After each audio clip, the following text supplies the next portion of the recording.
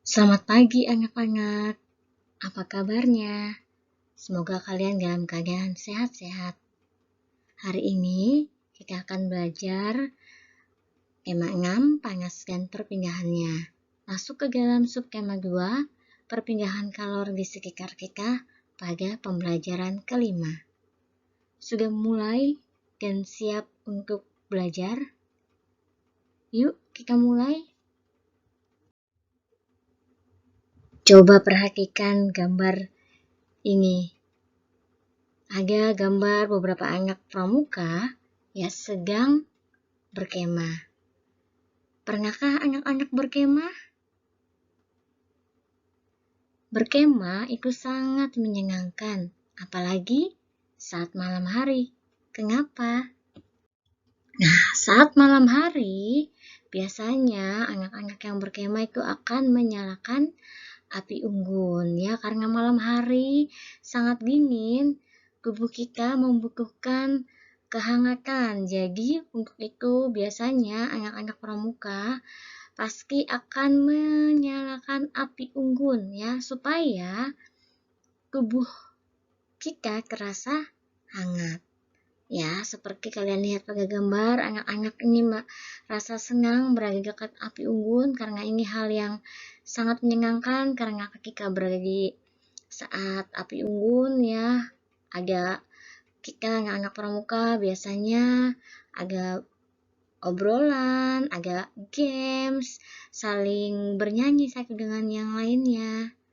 Ya, oke, sekarang misalkan tanya, tahukah anak-anak mengapa hal ini dapat terjadi?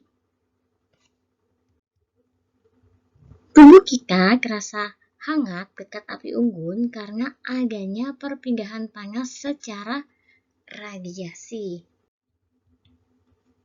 Nah, apa sih itu radiasi? Radiasi adalah proses perpindahan panas tanpa zat perantara. Coba kalian lihat, perhatikan gambar ini. Ya, di sini ada gambar api unggun dan tangan. Ya, perhatikan tangan kita. Nih, tangan ini ya, terasa hangat tanpa menyentuh apinya. Ya, jadi dengan kita berada dekat dengan api, ya, kita dapat merasakan panas yang dikeluarkan oleh si api unggun ini. Ini namanya peristiwa radiasi karena proses perpindahan panas tanpa zat perantara. Nah, perpindahan kalor secara radiasi. Coba kalian perhatikan gambar, ini ada gambar matahari sedang menyinari bumi, ya, sampai ke bumi. Nah, kalor dari panas matahari tidak dapat berpindah secara konduksi karena udara yang terdapat dalam atmosfer termasuk konduktor yang paling buruk.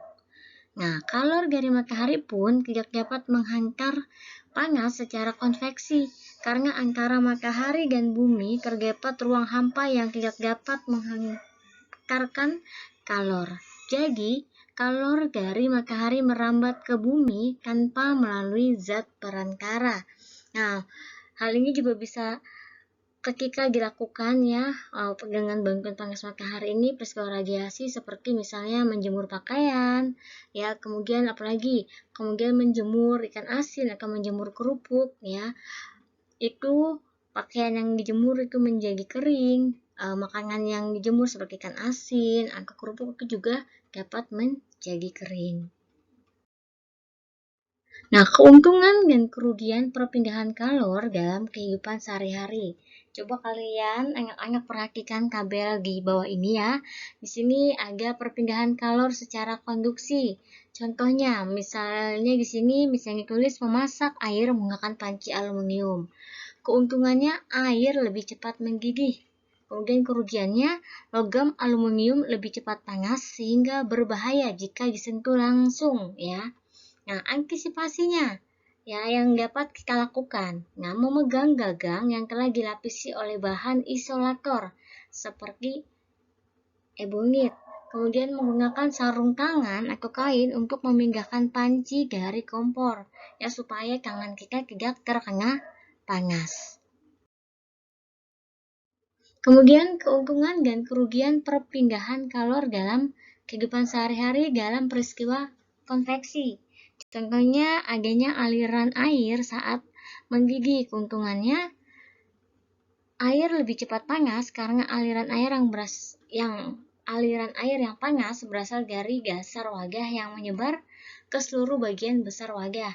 Kerugiannya, letupan air yang mendidih berbahaya jika terkena tubuh ya, dapat mengakibatkan luka di tubuh kita atau di kulit kita.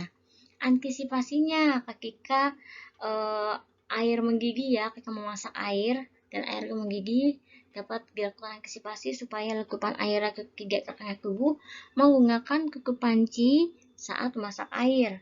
Kemudian tubuh tidak terlalu dekat dengan air pada saat memindahkan air ke panci atau saat memindahkan air yang mendidih itu juga ke termos ya. Kemudian keuntungan dan kerugian perpindahan kalor dalam kehidupan sehari-hari dalam peristiwa perpindahan kalor radiasi. Pancaran sinar matahari yang mengenai tubuh. Keuntungannya, tubuh terasa hangat terkena sinar matahari. Kerugiannya, jika kondisi matahari sedang terik, kita akan terasa kepanasan. Antisipasi yang digunakan menggunakan payung atau topi untuk melindungi tubuh dari terkena sinar matahari secara langsung. Nah, perhatikan, sekarang kita sudah masuk ke dalam SPGP. Kita akan belajar mengenai pola tari daerah memiliki pola utama ya. Biasanya ada pola langkai lurus, ada pola langkai lengkung. Kemudian pola langkai lurus ini dapat dibagi menjadi beberapa bagian. Contohnya pola horizontal, pola vertikal, terus pola diagonal, kemudian pola zigzag. Kemudian pola langkai lengkung itu pola langkai garis lengkung ke depan, pola langkai garis lengkung ke belakang, kemudian pola lingkaran. Ini pola-pola langkai ya yang ada baik di pola langkai lurus maupun di pola langkai lengkung. Nah, mengembangkan pola langkai dari daerah ya, ada misalnya dalam satu tarian ada beberapa pola langkai ya. Misalnya hitungan yang pertama itu pola horizontal ya, polanya lurus ya. Kemudian dalam hitungan kedua dia membentuk zigzag pola tarinya ya. Kemudian dalam hitungan yang ketiga membentuk zigzag yang sempurna ya. Jadi semuanya zigzag. Ini untuk tujuannya supaya tarian yang ditampilkan menjadi lebih indah. Nah, sekarang kita perhatikan teks bacaan di bawah ini ya. Coba sekarang anak-anak, dapatkah menemukan informasi penting dari bacaan di samping? Nah, bacaan ini mengenai perpindahan panas secara radiasi. Ya, kita akan membacakannya. Nah, perpindahan panas secara radiasi. Perpindahan panas secara radiasi disebut juga perpindahan panas secara pancaran.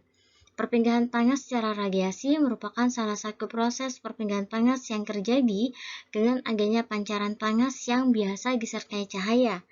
Peristiwa radiasi terjadi tanpa memerlukan zat perantara dan tanpa harus bersentuhan dengan sumber energi panas. Matahari merupakan sumber panas terbesar di bumi.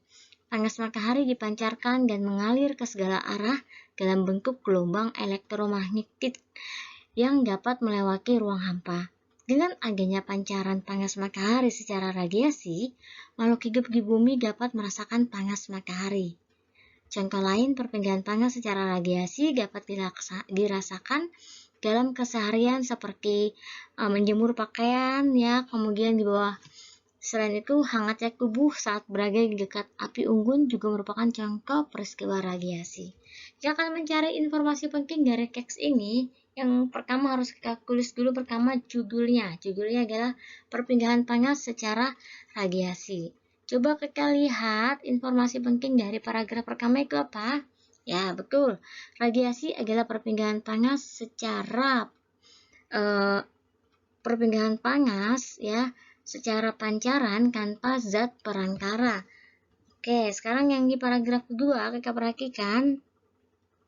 Oke, betul sekali. Ya, panas matahari dapat terasa di bumi karena perpindahan panas secara radiasi. Ini informasi pentingnya. Kemudian informasi penting dari paragraf ketiga, menjemur pakaian dan tubuh terasa hangat dekat api unggun adalah contoh peristiwa radiasi. Oke, Biasanya harap kalian mengerti apa yang disampaikan. Ya, selamat untuk tetap terus tingkatkan dalam belajar walaupun masih online. Ya, belajar jangan sungguh-sungguh di rumah. Pasti kalian bisa. Terima kasih. Tuhan Yesus memberkati.